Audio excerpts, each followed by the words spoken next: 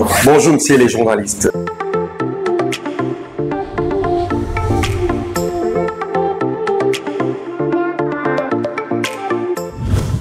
Oh, je vais bien, malgré que les catastrophes naturelles nous ont bougé. On n'est pas chez soi, on a déménagé à cause des eaux, des inondations. Mais quand même, je m'adapte là où je suis, du côté Sitira, chez Solo.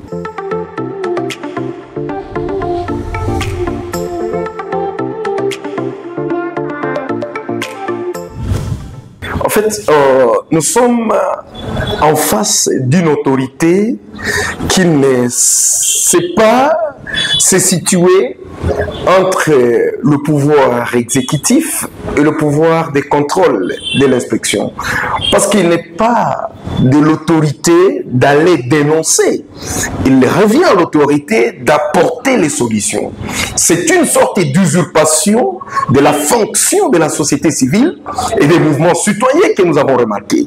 Madame le gouverneur, ces jours-là, est parti dire clairement qu'elle est bloquée dans sa gestion et que ne gouverne pas les Tanganyika. Une déclaration très forte parce que l'IGF n'autorise pas la sortie des fonds, les décaissements ci et là.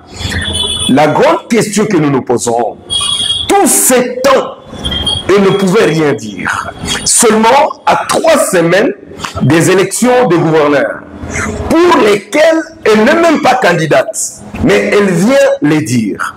On peut se poser la question, pour les travaux de Manono, la route là, pour les travaux de forage, pour les travaux des ponts, Kapangula, Maïto, même la passerelle et Fata, l'IGF a-t-elle bloqué les décaissements de l'argent ou l'argent était décaissé, mais aujourd'hui, on peut évaluer comment tous ces travaux-là.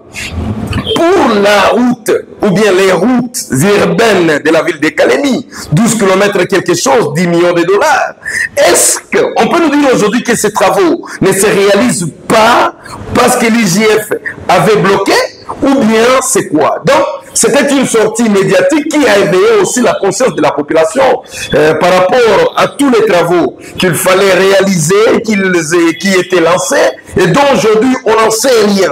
Absolument, on n'en sait rien. Et que faut-il dire? Si l'IGF bloque réellement le fonctionnement du gouvernement provincial, pourquoi ne pas démissionner et laisser dire que voilà, l'IGF m'a bloqué et je ne peux rien faire? Et pour tout ça, on peut conclure que c'est la fin. C'est la fin du mandat qui a ces caractéristiques de se plaindre, de vouloir se récupérer. Certainement, il y a des travaux d'urgence liés aux catastrophes naturelles que l'on peut entreprendre dans la province, que l'on peut mener. Et cela doit requérir aussi au moins des stratégies dans la démarche de convaincre l'IGF. Parce que si l'autorité accepte que pour décaisser, il faut la décision à la fois de l'autorité provinciale et de l'IGF, il ne sert à rien de se plaindre aujourd'hui.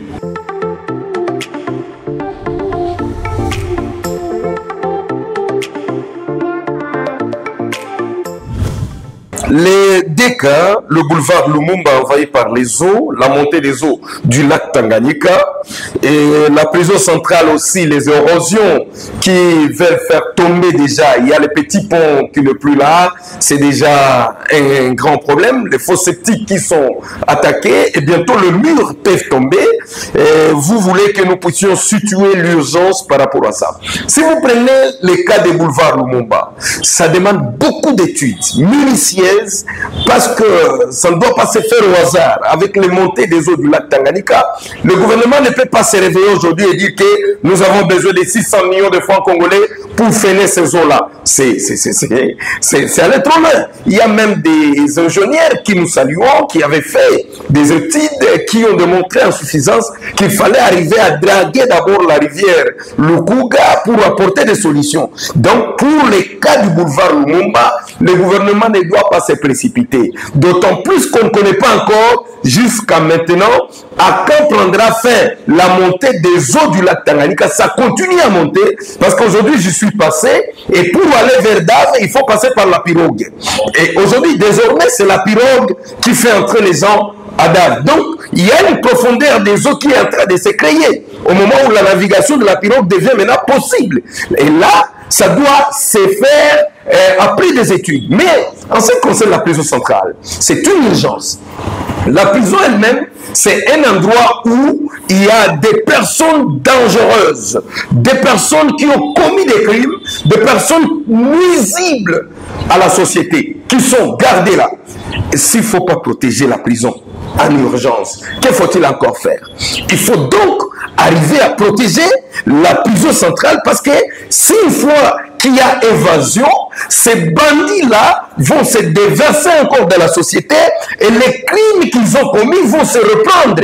Et la société va encore subir les effets qui seront vraiment non acceptables et non convenables pour la bonne vie de la population. Mais ce que nous allons observer, c'est quoi? Les débats autour des travaux à la prison centrale, c'est ce qui fait la honte, je dois le dire. C'est ce qui fait la honte. Nous avons des services techniques pour l'État. L'État a tout prévu. Nous avons les services des TP, travaux publics et infrastructures, quelque chose comme ça. Mais si on a les services qui sont chargés des infrastructures, comme on peut avoir l'office des routes pour les routes et l'OVD, on a aussi ce service-là qui peut rendre, qui peut être expéditif par rapport à tout ce que nous attendons à la prison centrale. Au lieu de commencer à chercher l'entrepreneur que l'on ne connaît pas, viendra d'où, les familiers qui doivent s'interférer, les amis qui doivent venir avec des devis, il y a ce service-là. Et ce service a déjà présenté les devis. Le devis qui a été présenté a fait le consensus. Parce que le devis a été présenté après la descente de la société civile, l'Assemblée provinciale et l'exécutif provincial qui serait représenté par le vice-gouverneur. Voilà, IGF. Et à ce stade-là, ils ont fait un devis. Et que si on veut exécuter ces devis, à quoi est-ce que cela peut énerver la population? En quoi est-ce que ça peut énerver même les autorités? Le mal serait d'entendre que les gens ne se mettent pas d'accord. TP, on veut suspendre les chefs de division parce qu'il a agi sans passer par l'autorité. Non, non, non, non, non, non. Régulariser la procédure, mais en toute urgence, exécuter d'abord le devis. Nous demandons à l'IGF d'accorder l'argent pour que ces devis soient exécutés. Et si les autorités vont estimer que la procédure, on est passé par les TP, on n'est pas passé par moi, on est passé par votre enfant sans passer par vous, mais on vous a atteint. Dès que vous êtes atteint, acceptez. Si réellement le souci, c'est de sauver les murs de la prison centrale, à quoi bon s'acharner contre ceux qui vont faire les devis? Donc, nous sommes regardants à ce stade pour voir quel sera le comportement des autorités par rapport à cette situation. Et c'est de cela que l'on comprendra la motivation derrière la pression qui se fait sur l'IGF, sur le décaissement. Notons que nous sommes à la dernière minute du match où on doit remplacer une équipe et une autre équipe doit faire son entrée. Eh bien, la vigilance exige.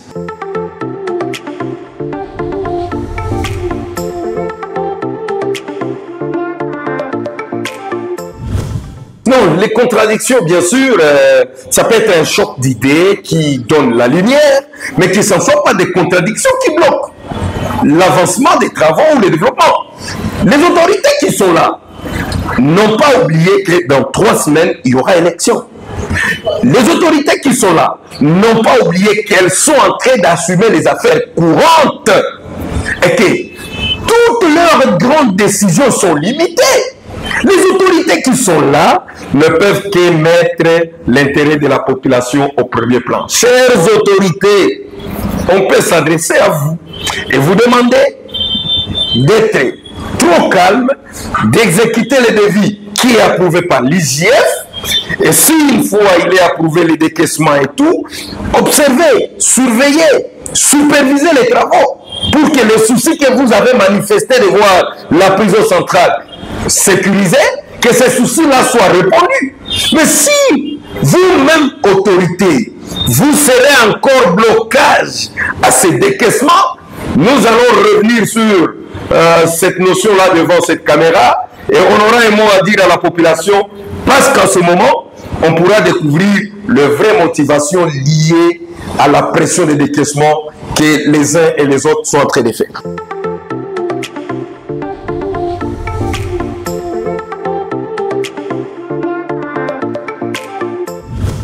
On parlerait de 80 300. Écoutez, la qualité du travail. Parce que au service des TP, ils ont des experts. Ce ne sont pas des gens ramassés. Ce sont des ingénieurs qui font les études. Et cela avec le ministère provincial des infrastructures. Ils font des études, ils font tout cela. Et puis, les experts au ministère des infrastructures, présents. Les experts des services des TP, présents. Mais quand ils donnent, ça doit être de bon travail. Et que l'État doit avoir, les autorités plutôt, doivent avoir confiance aux gens qu'ils ont engagés. Et dans le ministère des infrastructures et dans le service des TP, si ces gens donnaient un devis par rapport aux études faites, il n'y a pas de contradiction que nous pouvons attendre d'entre eux. C'est se mettre d'accord et exécuter.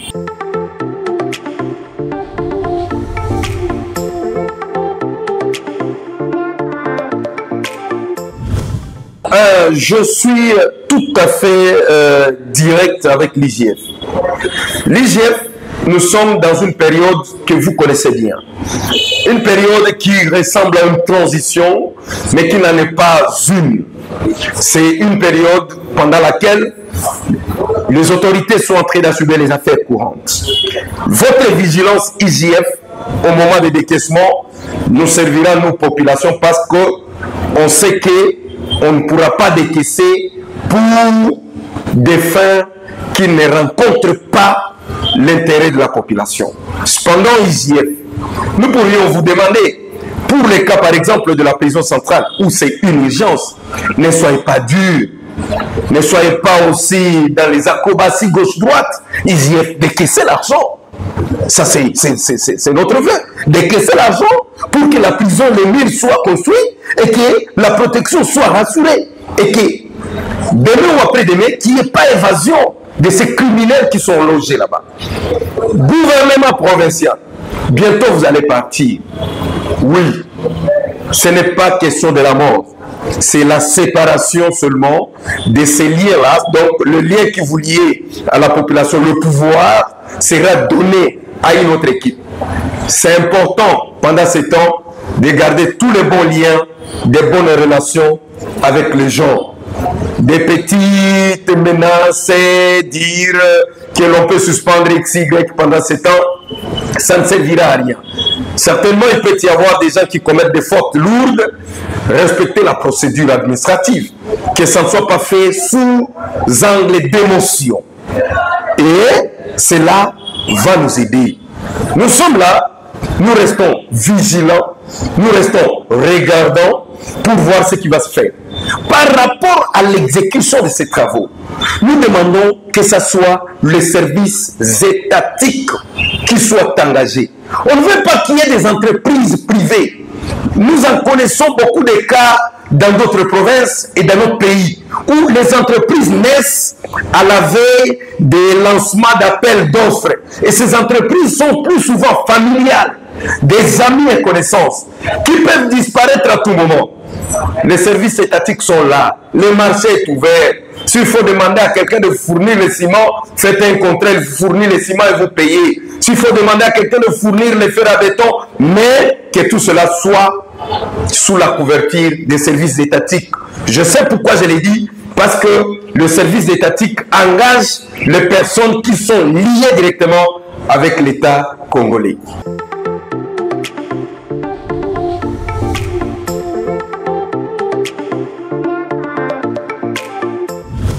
Merci Tanganyika News d'avoir organisé cette émission, surtout pendant ce temps que la population a besoin d'être édifiée par rapport aux urgences liées aux catastrophes dans notre province.